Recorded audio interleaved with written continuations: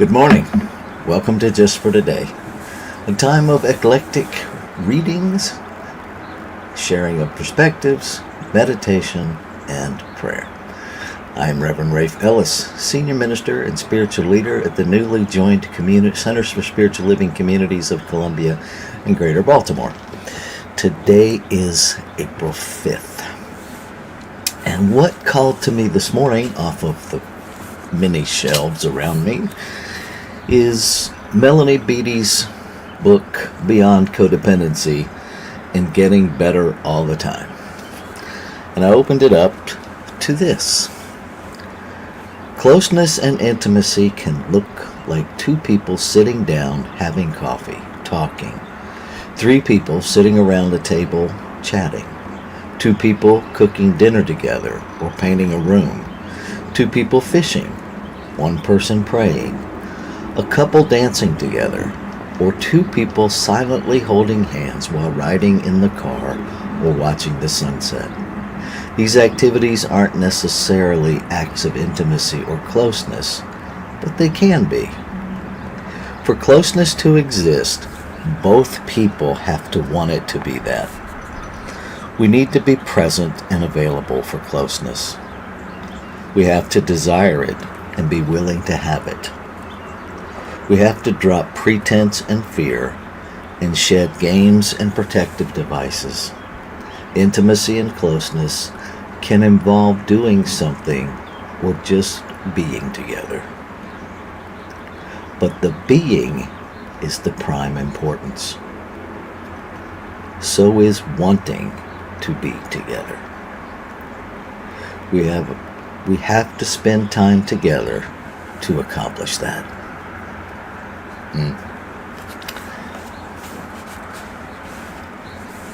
I heard a long time ago a rephrase of intimacy as "into me I see." And what I've come to understand is that the truest intimacy that I experience is when I start with "into me I see," and then it's "into me I let you see." Closeness, especially in our world right now, what's coming to me is how divided everything feels, and how needed closeness and intimacy are. And I wonder, reading that selection this morning, how much of that we actually want. Or have we become more than comfortable in our divisiveness, but actually desiring of it? And perhaps that's the thing that we each get to address.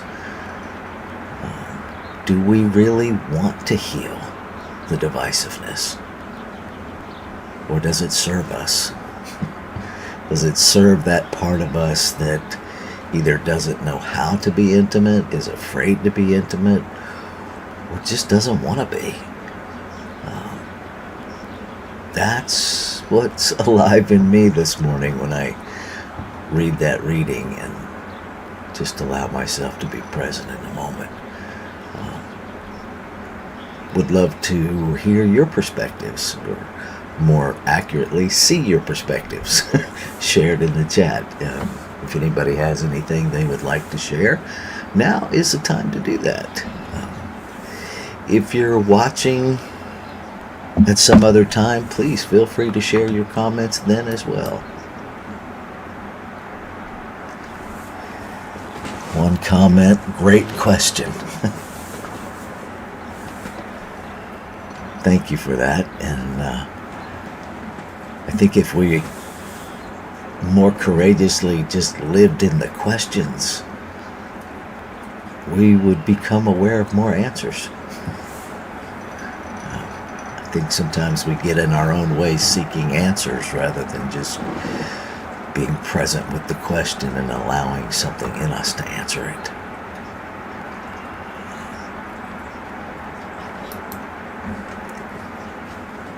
Any other comments, perspectives? If not, I will move on to our time of meditation.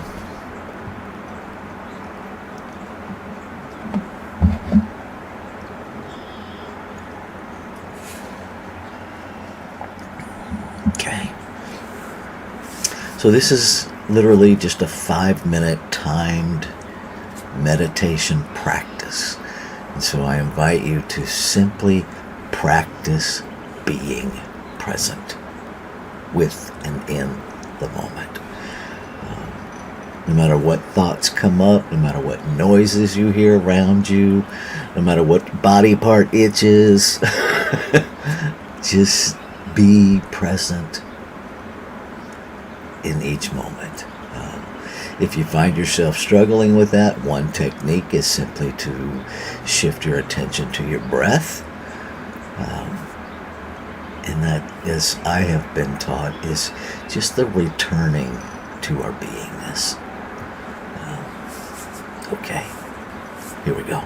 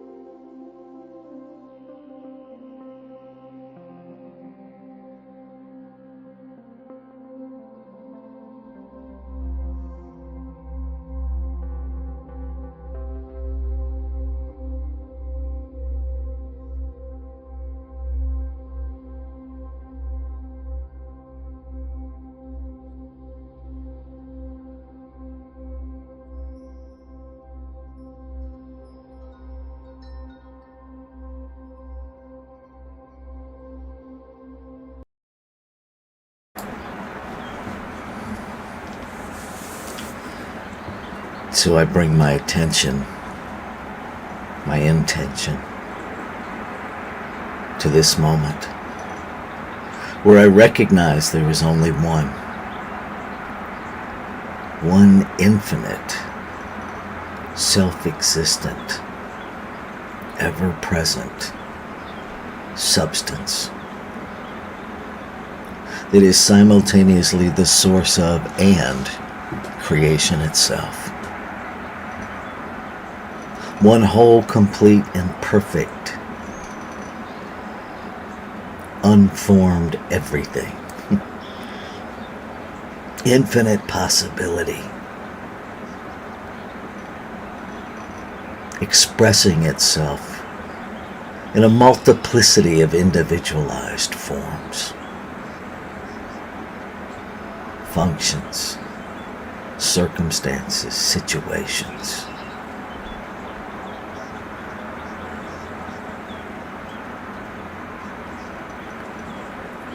One power. No oppositional power. Simply one power.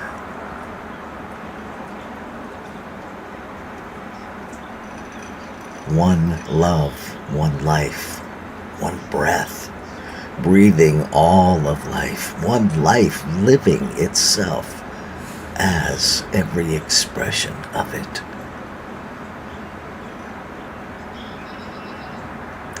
Every form, a physical point of creation expressing, surrounded by creation expressing. Every human, animal, vegetable, mineral, gas, every particle, even expressions of creation that we have yet to identify. All one, expressing itself. Known by many names for the ability to reference it, it is nameless. And while it creates in multiplicity, while it is diversity itself, it is changeless. At the core, the expression changes, the substance changeless. Nothing to change into, because it already is everything. And so I know that I am that informed. I know that what is true of me is true of all life. The technology that I'm using, everyone that is listening, everyone that is not listening, every space that is being inhabited and all the spaces in between the spaces, all this one creation expressing. And so I claim and affirm that every point of expression is perfectly, divinely empowered at its level of expression to remember the truth of its being, to express in alignment with the essence of its being, to awaken to the spiritual magnificence of its divine presence as an expression of this one whole, perfect, and complete creation. And as each of us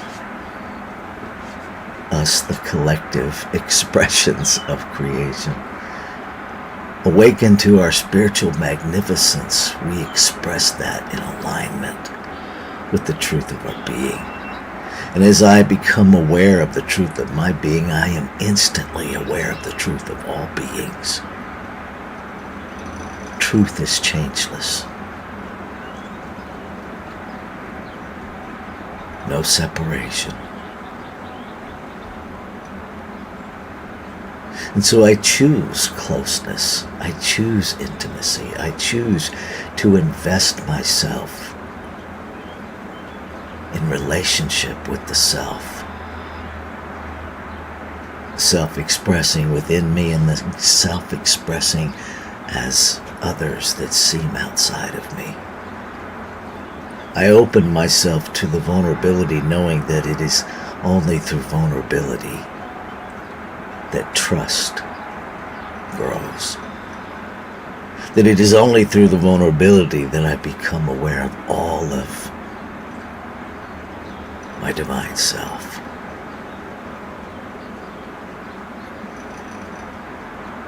I choose connection. I choose wholeness. I choose healing.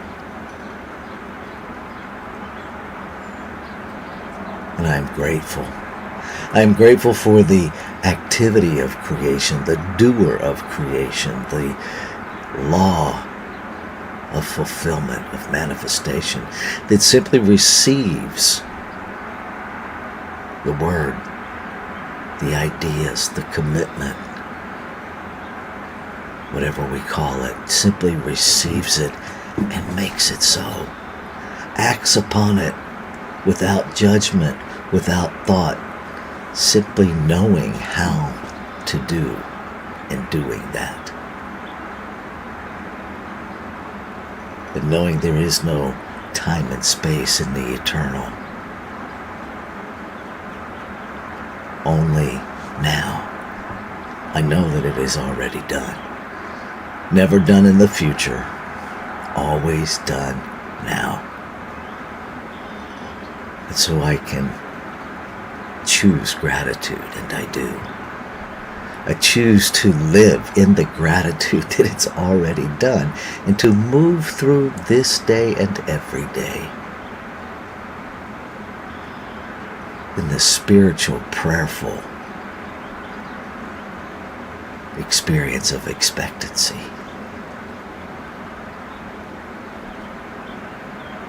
To see what has already been completed, to see it.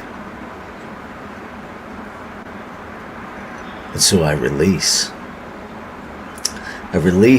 all doubt. I release all fear. I release every thought that is out of alignment with the whole perfect and complete fulfillment of the word spoken. I let it go. I let go of any need to control anything. I just let go because I know it's already done. So I let go.